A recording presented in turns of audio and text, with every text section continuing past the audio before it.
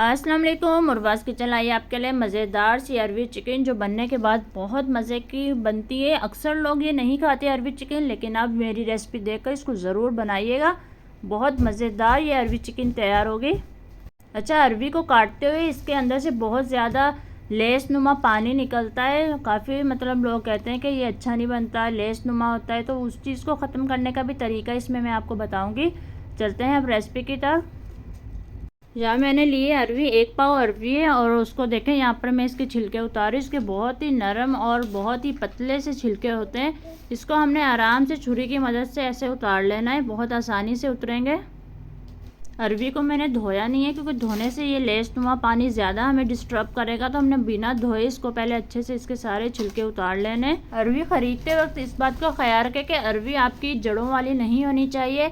बिल्कुल आप सामने देख रहे हैं जैसे मोटी सी गोल सी ऐसी अरवी ख़रीदें। ये ज़बरदस्त अरवी होती है। एक अरवी ऐसी आती है कि एक साइड से पतली और एक साइड से मोटी होती है, वो बिल्कुल सही नहीं बनती और ना अच्छी होती है। वो गलने के बाद भी उसकी कोई अरवी गली होती है और कोई कच्ची आधी पक्की। आपने ख्याल से अरवी की ख़रीदारी करनी है। ये देखिए सब मैंने छिलके उतार कर और अब इसकी कटिंग कर रही हूँ।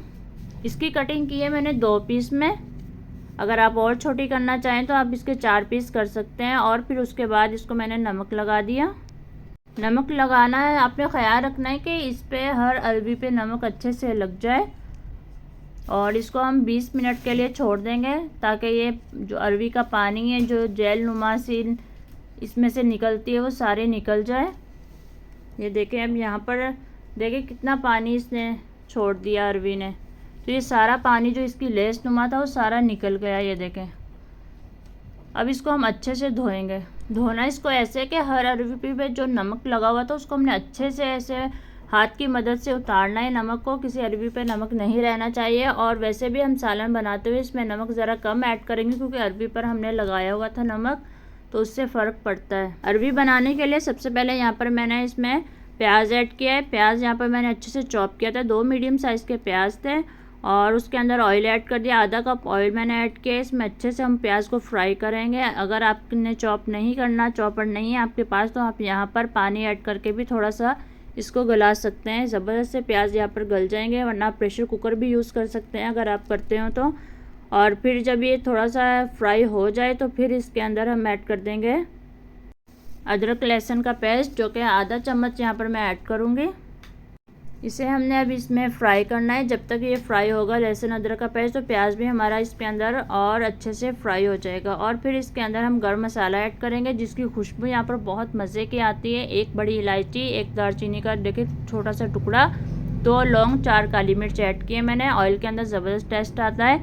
और यहाँ पर आधा चम्मच मैंने सफ़ेद ज़ीरा ऐड किया है, जो कि इसका टेस्ट का मज़ा और दुबाला कर देता है। तो यहाँ पर हमने ये इसको फ्राई करना है, थोड़ी सी खुशबू आने लग जाए। फिर हमने इसके अंदर ऐड करना है यहाँ पर चिकन यहाँ पर मैंने लिया था आधा किलो चिकन, इसमें ऐड किया है मैंने। चिकन को हमने यहाँ पर अच्छे से फ्राई करना है। इतना फ्राई करना है कि इसकी स्मेल ख़त्म हो जाए।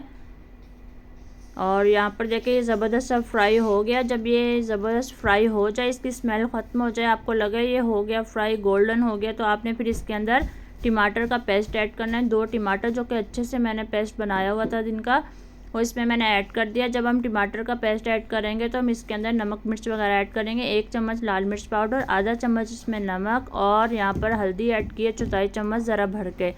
और यहाँ पर आधा चम्मच पिसा हुआ धनिया ऐड करेंगे। बहुत मज़े का टेस्ट लाता है ये पिसा हुआ धनिया। तो इसको हमने अच्छे से मिक्स कर लिया। टमाटर का पानी था तो इसी के अंदर हमने इसको कर लिया। अगर आपने टमाटर का पानी अगर आपको कम लगे तो आप यहाँ पर ज़रा सा पानी ऐड कर सकते हैं नमक मिर्च ऐड करते हुए। ये ऐड करने के बाद मसाले हमने इसकी थोड़ी भुनाई करनी है। भुनाई होने के बाद इसमें हम अरवी ऐड कर देंगे।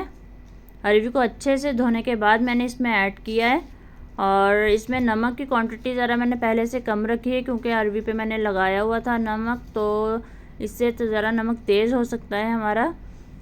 तो इसको हमने अच्छे से यहाँ पर भुनाई करनी है। इतनी भुनाई करनी है कि इसकी मज़ेदार सी खुशबू आने लग जाए, ऑयल इसका अलहदा हो जाएगा और ये ज़बरदस्त सा यहाँ पर हमारा कौरमा तैयार हो जाएगा। जब ये ज़बरदस्त सा कौरमा तैयार हो जाए, यहाँ भुनाई आपने अच्छे से करनी है। अब यहाँ पर हम पानी ऐड कर देंगे। पानी यहाँ पर मैं ऐड कर रही हूँ 1.5 गिलास। आप अपने हिसाब से ऐड करेंगे जितनी आपको नीड होगी। तो ये देखें यहाँ पर पानी ऐड करने के बाद इसको हमने अच्छे से इसके अंदर मिक्स कर लेना और फिर इसके उबाल आने का वेट करना है। उबाल आने के बाद हमने इसको कवर कर देना है। कवर करने के बाद तकरीबन मैंने इसको 20 मिनट तक रखा और ज़बरदस्ती हमारी यहाँ पर अरवी गल चुकी थी। रेसिपी अच्छी लग रही तो ज़रूर लाइक करिएगा, चैनल को सब्सक्राइब करिएगा, बेल आइकन को प्रेस करिएगा ताकि आपको मज़े मज़े की वीडियो का नोटिफिकेशन फौरी से मिलता रहे। ये देखें यहाँ पर हम अरवी चेक करते हैं कि हमारी गल गई या नहीं। ये देखिए ज़बरदस्त सी अरवी गल चुकी है और शोरबा हमारा ज़बरदस्त सा तैयार हो चुका है। बहुत मज़े की खुशबू आ रही थी। और अब इसके अंदर हम ऐड कर देंगे साबुत गरम मसाला जो कि पिसा हुआ था, वो मैंने ऐड किया है 1/4 चम्मच से ज़रा कम। और इसमें काली मिर्च ऐड करेंगे 1/4 चम्मच से ज़रा कम इसके अंदर मैंने ऐड कर दी। यहाँ पर मेरे पास धनिया कटा हुआ था आधी कटोरी, वो मैं इसमें ऐड कर रही हूँ आधी कटोरी धनिया की। और फिर इसको हम ऐड करने के बाद अच्छे से मिक्स करके इसको दोबारा कवर कर देंगे। कवर करने के बाद इसको 3-4 मिनट तक आप कवर कर रखिएगा और उसके बाद आप आंच बंद करिएगा क्योंकि ये धनिया का कच्चापन भी हमने ख़त्म करना होगा और बाकी के मसाले जो ऐड किए उसका टेस्ट इसमें आ जाए। तो चलते हैं फिर हम अब। अल्लाह हाफिज़।